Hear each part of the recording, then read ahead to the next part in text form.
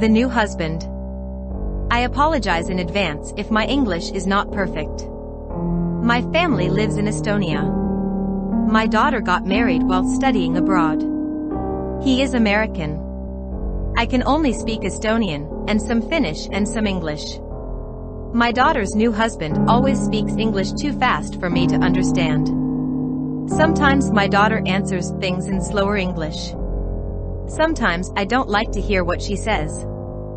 Her husband arrived with her this summer to visit for 6 months.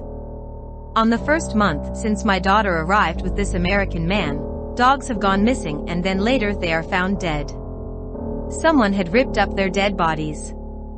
On the 3rd month little Darja went missing, too. She was so well hidden that we only found her after the 6th month was already over. People wondered who could do such things. The American never seemed bothered by it. The girl was killed with something blunt. While I was cleaning the guest bedroom, I happened to notice a dirty-looking horseshoe hidden under the bed. It had dried blood on it, and there was only one horseshoe. My family never owned any horses or any horseshoes. The husband's things were all laying on the nightstand, on that same side of the mattress. I called the police and they took fingerprints off it. They say they're not my fingerprints or my daughter's. I was surprised when my daughter agreed to be fingerprinted at a cafe near our house, but then I realized she knew her husband was dangerous, too. I remember us driving to the airport in a big rush. My daughter had been left behind in her husband's big rush to escape Estonia. We wanted to meet the police there, to help identify the American man. They needed his fingerprints to prove that he was the murderer. We didn't make it in time. American police won't answer our calls. There's too little evidence, and they haven't gathered any of it themselves. If you're reading this and you live in the USA, then I'm sorry we let him get back to you. He sent us a letter. It's been 10 months since he came to Estonia, and so it must have been about 7 months ago that he killed little Darja.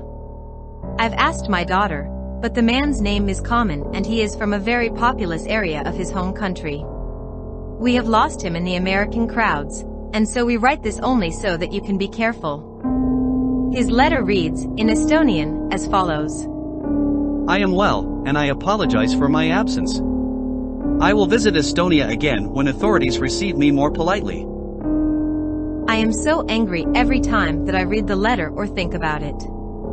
I beg God that Estonia never receives him politely again. There is a final thing that I should say about the killing of poor Darja.